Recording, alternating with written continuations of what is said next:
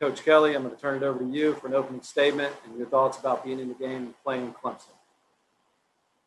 Well, thanks, Kevin. I think I would start with, on behalf of University of Notre Dame, our president, Father Jenkins, our athletic director, Jack Swarbrick, our players, our staff. We're extremely excited to be part of the 2020 ACC championship game.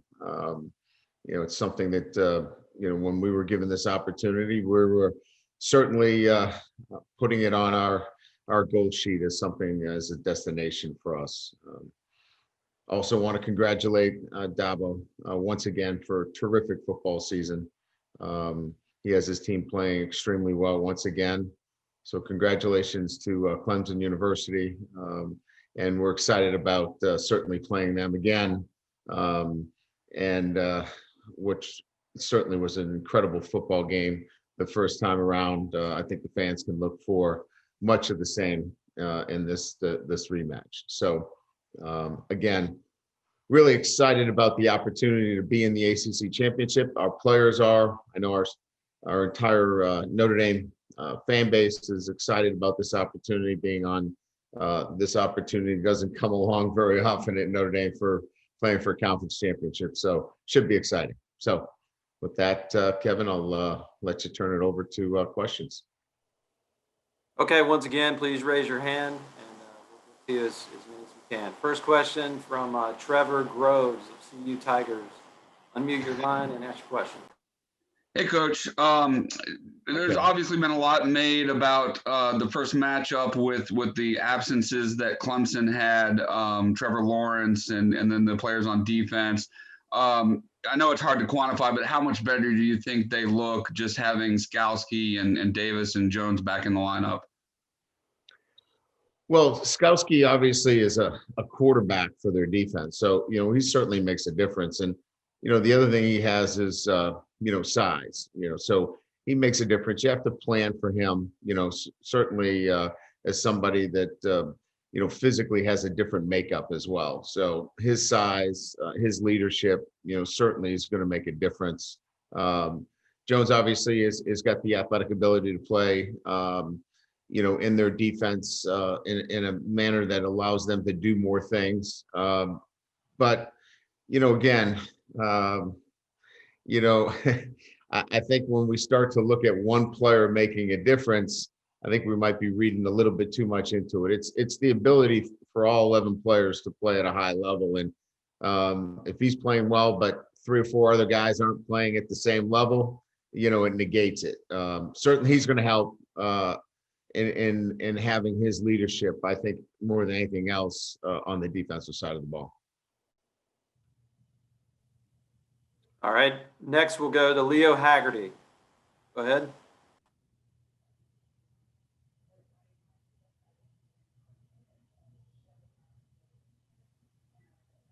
Leo, you need to unmute your line.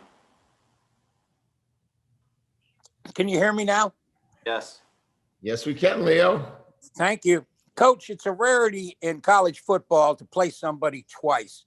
Winning the first one, is that an advantage, a disadvantage, or just neutral? I think it depends on what happens the first time around. This was a double overtime game. Both teams believe that they could have won the football game. Certainly we did. I'm sure Clemson believes they could have won the game. So from that perspective, I think, both teams leave with, feeling of confidence. And look, Clemson's not a team that needs confidence. They've been the king of the ACC for a number of years. So I think in the game that we played, I think both teams got a better sense of who they are. And I don't know that there's an advantage one way or the other. This is still going to come down to the fundamentals and players making plays. There's really good players on both sides of the ball. I just think it's going to be a really closely contested football game. I think it's going to match up the way people think it is. Thank you, Coach. You're welcome. Our next question, David Hale from ESPN. Go ahead, David. Thanks, Kevin. Hey, Coach Kelly. You mentioned these opportunities don't come around very often for Notre Dame. Of course, they have not ever come around for Notre Dame before. You know, I know Notre Dame fans, and certainly A.D. Swarbrick have said very passionately, we believe in our independence. This is something we want to maintain. And I would not expect it to be any different in 2021. But if sometime down the line they come to you and they say, your personal experience based off of this year, has it changed your thought process any on what the value of independence versus being a part of a league would be in your mind personally after going through this year? Oh, absolutely. Yeah. You know, you can talk all you want about being in a conference, but if you're not in the ACC, and we weren't, you know, we were, you know, dipping our toe into it. You really can't talk firsthand about it. We can now. I mean, so it's offered us a different perspective. There's no doubt about it. And you know, sitting on this call right now at this press conference, you know, getting a chance to play for an ACC championship is certainly the positive of being in a conference.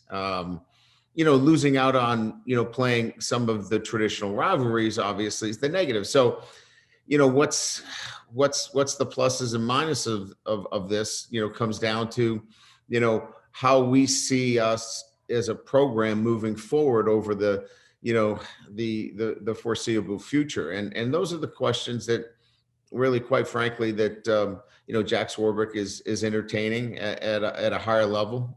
And I'll give him my feedback, but we've enjoyed this relationship. And, you know, if they come and ask my opinion, I would say that the ACC has been a great relationship for Notre Dame. But independence has been something that is part of who we are in our DNA. Okay, next, let's go to Eric Hansen, the South Bend Tribune. Eric, unmute your line and ask your question. Hey, Brian, I wondered if you could kind of catch us up on what you're looking at center, how Zeke Correll and Josh Lugg are competing, and then just a few of the players you're hoping to get back, Kramer, Jason Adamalola, and Lacey specifically, what their condition is. Yeah, so, you know, this has really been about getting Zeke back to a position where we feel like he's at 100%. I would say that he's getting really close. He's practiced. You know, we were on the field as I had laid out for you guys Thursday, Friday, and Saturday. And by Saturday, we all felt that he was really close to being 100%. I think it then becomes a situation where has he played enough football for us to feel like, you know, with the one game that he played, then got injured versus, you know, Josh playing 2 games, can they both help us at that position? So I think that'll be a game day decision. I think they're both going to continue to get reps at that position, at the center position, and then we'll take that right into game day. Kramer's good to go. He's been taking all the reps at the right guard position. Feel real good about where he is. And Jason as well. Jason's been getting a lot of reps, and he'll be ready to play. We're just rounding him back into game shape. Lacey's much better. As you know, he was slowed a little bit, but we feel really good about the last couple of days.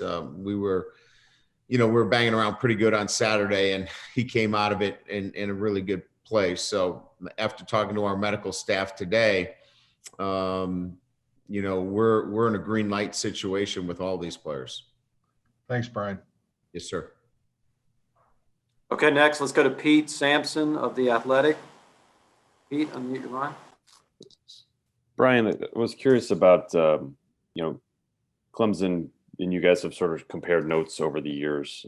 And as you've sort of gotten to more of a regular routine of playing them, you know, this year in particular, if you see the programs as similar, if there are parts of what Dabo has built down there that you feel like apply to what you've built at Notre Dame. Well, both of them are steeped in a process and building a strong bond within their program as it relates to relationships with their players and amongst the players.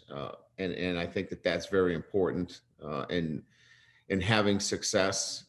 So there's some similarities there. Certainly, the recruiting to a profile. Both programs are looking for somebody that fits into that culture, if you will.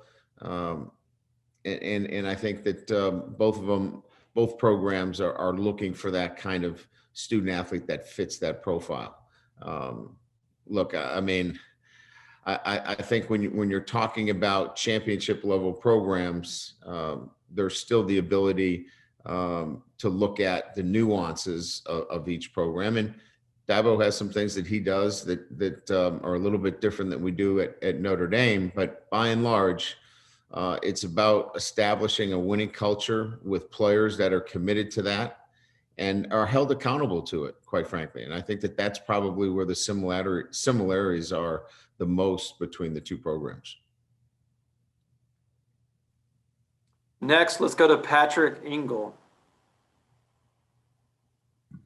Hey, Brian, we've asked you a lot about what you think about the differences in the defenses between this year and 2018 as far as their makeup, but what similarities or lack thereof do you notice in their MO of just being able to get stops and keep teams off the scoreboard? Well, I think you just need to look at, last night, North Carolina rushed for over 500 yards. They had, they didn't have that kind of production running against us. I don't know exactly how many yards they had rushing. You guys probably know better than I do. But it wasn't nearly the numbers, 125 yards maybe did they have. I know Clemson was less than 100 yards rushing. So, look, this is centered around stingy run defense and making teams become one-dimensional. And it then gives you the opportunity to dictate down and distance. And we've been really good on third down. We're one of the best third down defenses in the country because, we get you into some predictable situations. So it starts up front. It starts up with the ability to be really good against the run. And, that's where this defense has really been consistent, over the last 4 years. Next, let's go to Dennis Dodd. Dennis, welcome to the Zoom. Brian, thanks. Brian, I wonder if you could sum up how you changed and maybe how philosophy changed after 2016, the 4-8 season, and how you got to this place. Yeah, I mean, look, I mean, it's still, if we look at 16, it still was my 25th year, going close to my 25th year. And I think everybody has to be able to, be humble as a leader and look at what areas they need to grow in. And look, I ask our players to be humble, and if the head coach can't be humble and look at where he needs to get better, you're not going to get that from your players. And I thought an area that I needed to do a better job was the relationships with our players and getting them to play to their very best. And we lost a lot of games late. We weren't able to close. And a lot of that had to do with our players' inability to have the kind of confidence and the level of confidence necessary in themselves, and then me instilling it in them. So I needed to spend more time with our players. So I pushed myself back from, a lot of the time in play calling and the X's and O's, and spent much more time with our players and their mental performance. And it proved to be the right decision. And I wonder if you see any irony in what you came to Notre Dame as offensively and what Notre Dame is now offensively. I don't even know if irony is the right word, but go ahead. Well, I think, offensive, football is still about players over plays. I've always believed that. And, what I think I've, tried to do from an offensive standpoint is always match my offense to the players that I've had. And quite frankly, when I came to Notre Dame, I was trying to fit an offense to the players that were here in place. And what we've done is we've evolved to that level where we want to be by the recruiting of the kind of players that they're going to obviously be here and develop with our offense and that structure. So you can see it's built on a strong running game, the ability to still spread the field, but to be physical at the line of scrimmage, and it's matching what our philosophy is on defense. Stop the run, run the football, be really good on third down in controlling the football and then getting off the field, controlling points and scoring points, on our end. And I think that sounds like a simple philosophy, but sometimes people are chasing their tail trying to get to that. And we seem to have gotten to that point where we all know who we are and what our identity is. Great, thanks. Yes, sir. Next, let's go to Phil Kornblut. Phil, go ahead. Hey, Coach. How do you feel? How does your team feel about your positioning going into this game related to the playoffs? Do you feel like you're in regardless of what happens? What's the attitude within the program about the pressure, if any, on you guys related to the playoffs? Haven't talked about it. we really, it's not even something that we consider at this point. We'll talk about that next week. We got our hands full with really focusing on this ACC championship. So the playoffs take care of themselves. We can't control that. I mean, for us, look, will our players understand that if they win, that they're going to be in the playoffs? Sure, they get that, but they don't go around thinking, oh, if we lose, that's just not how we think. We're not wired that way. We're wired to think that we're going to win the football game, and we expect to win the football game. So they don't go around thinking, hey, we're going to lose the game, then we're probably still in the playoffs. We're thinking about winning the ACC championship. So all of our time, all of our energy is about this game and winning this football game. All right, next we'll go to George Bashura. George, unmute your line and ask your question. Good evening, Coach. Good evening, George. It's been a week since you guys have played an opponent. How are the guys doing? How's preparation working towards the game next Saturday? Well, it's what we've mapped out, right? We gave them a little bit of time off. We've spent some time in the weight room. I think maintaining your strength is very, very important. We had some things that we needed to work on fundamentally. We spent a day of practice that had nothing to do with Clemson. It had to do with just, I call it lab work, things that you do in the laboratory. You experiment a little bit, you work on some things. So we had some lab work to do. And then Thursday, we introduced Clemson. So spent some extra time on special teams, gadget plays, defending gadget plays, some tricks, exotics, things of that nature. And then Friday and Saturday, we got to work on some team time on Clemson. And then Saturday, we tackled a little bit. You can't go too far away without having some tackling. And I don't like to go 2 weeks without tackling. So I think, our preparation now, our guys had today off. We'll come back tomorrow with some walkthroughs and be in a normal game week situation. Our guys like that routine. Thanks, Coach. Yes, sir. Okay, next we'll go to David Teal. David, unmute and ask your question. Brian, you mentioned in response to Pete's question, recruiting to a profile.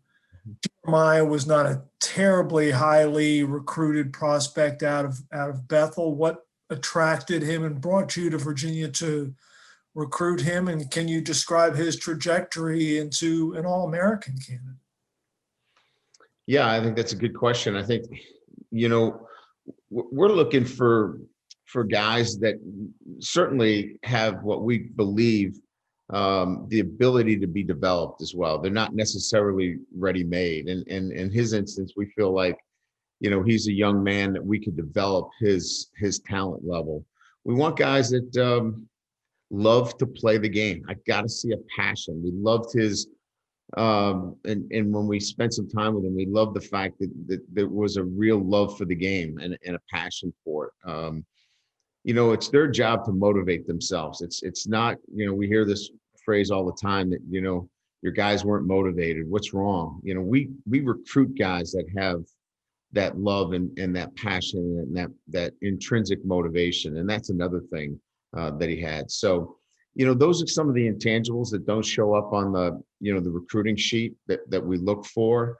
So you're never dealing with teams that play up and play down and can play in a consistent manner and can win, 16 consecutive games or win 25 in a row, and so that's really what Clemson looks for, I'm sure, in terms of those traits. And that's what we look for in him and saw that in him. And that was really attractive.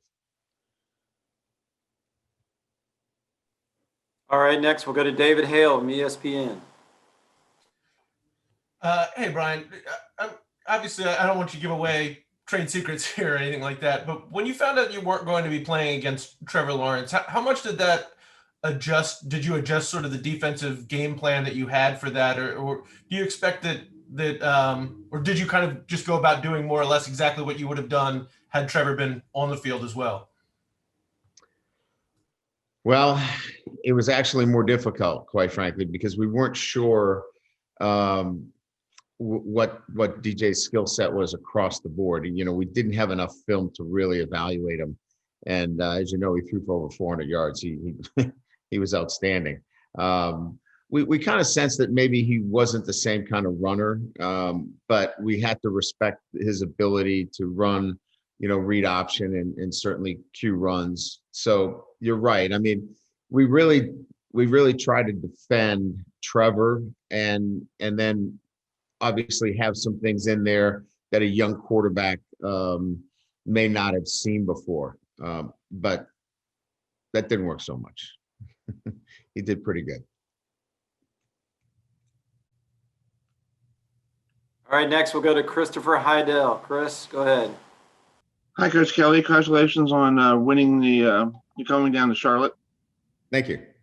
Talk about you played against Travis Etienne this time around. I know it was a double overtime game. You kept him from he got one touchdown, but only 28 yards rushing in the overtime. What did you guys do to lock him from going to explode? Because he is a very good runner and a good receiver at the same time. Yeah, I mean, he's an outstanding player. You have to know where he is. You have to have your run fits down. You have to be disciplined. I mean, it's a team defensive effort, and we're going to have a similar one. He's an explosive football player that we have such great respect for. We've tried to defend him, and obviously, when you put your game plan together, the first thing you got to think of is how you're going to slow him down.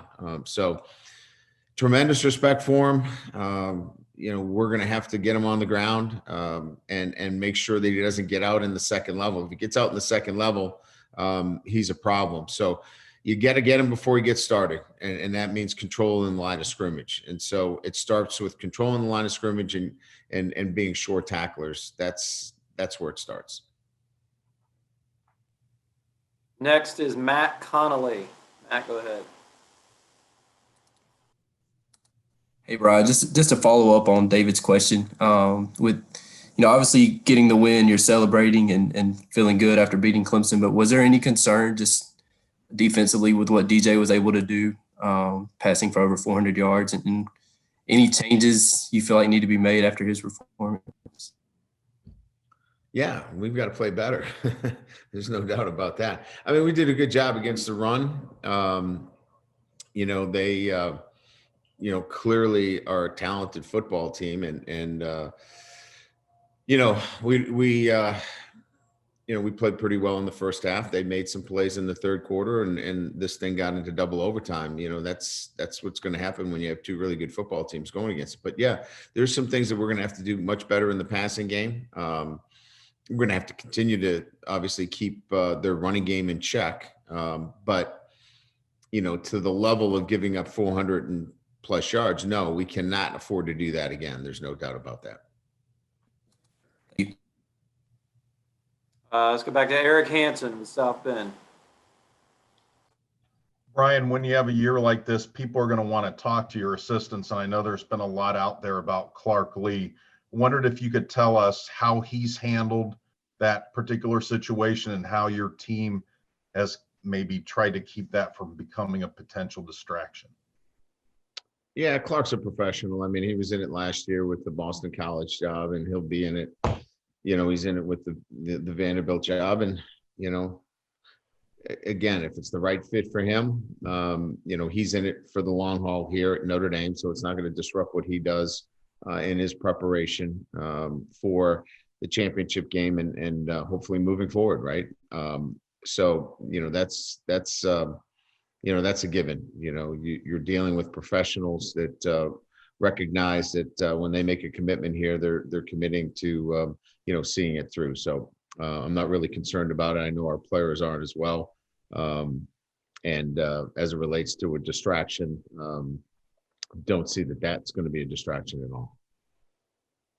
Thanks. Let's go next to David Teal. David, go ahead.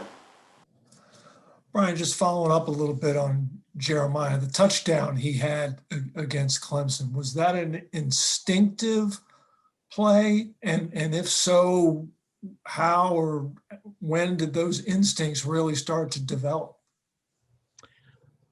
Well, Jeremiah, has fast hands, fast feet, fast eyes. I mean, everything that he does with a suddenness and a quickness, and can do these things that are, bang bang, if you will, in terms of making things happen. And he plays at a very fast level, and he just fires that way in terms of seeing things and reacting. And so that's what makes him a unique player. We've had other players that don't react quite as fast as he does, but what makes the great players is certainly this unique ability to fire fast. Their central nervous system just sees it, and they can fire quickly, and he can recognize things in that manner. He just recognized it, was quick to it, and was able to make a big play in that situation. Thank you. Yes, sir. All right, let's go next to Brian Driscoll. Brian, unmute your line. Go ahead. Hey, Coach, you had mentioned earlier in your conversation, answering a question about Clemson, you said you didn't think the defense played that well. You also said that earlier when you played Florida State, and in both instances, you responded with 2 straight really, really outstanding performances on defense in the games that followed. Was that just about making adjustments, or is there something from an attitude standpoint that kind of gets your defense really fired up when they feel like they're not on top of their game? Well, our guys have an immense amount of pride, and it starts with Clark, and obviously it trickles down throughout the ranks in terms of all the coaches and how we present that to them. We're not attacking our guys, but as I said earlier, I mean, our guys are humble workers. I mean, they're coachable, and when they look at those things that they need to improve on, they spend the week in preparation improving on, because on Saturdays they want to go get it. They want to attack it. They want to be aggressive, and they want to be the best defense in the country. So I just think it's the way that they take things. And so when we present it to them in a manner that allows them to prepare in the right way on those areas that need to be improved upon, they go to work during the week. They work on them, and we see those improvements the following week. All right, I believe we have time for one last question. We'll go to Patrick Engel. Patrick, go ahead. Brian, I wanted to follow up on something you said last week about Tommy Rees, where it was the teaching ability that allowed him to succeed. In 30 years of hiring and working with successful assistants, what is it that makes a good teacher, or makes a good teacher be able to pick that up in short order like Tommy seemed to be able to? Well, there's a number of different layers, but I would say that it starts with understanding that there are different forms of communication. It's not just verbal communication. It's the ability to communicate through different forms and recognizing how you can reach somebody through different forms of communication. And Tommy understands that. And I could see that early on. And I don't just mean players, I mean coaches and staff alike. I mean, he just does a really good job of communicating what's important, and he doesn't waste time on things that will bog you down. He is able to, in a large degree, get to the point and eliminate a lot of miscommunication that occurs sometimes. Look, the art of communication is steeped in its ability to reach people in many different forms, and that's at the strength of what Tommy does, and I could see that early on. Okay, Coach, that's it for today. We reached the end. Thanks a lot for joining us, and good luck this week, and we'll see you on Friday. Cheers. Thank you. Thanks for having me on. Appreciate it, Kev.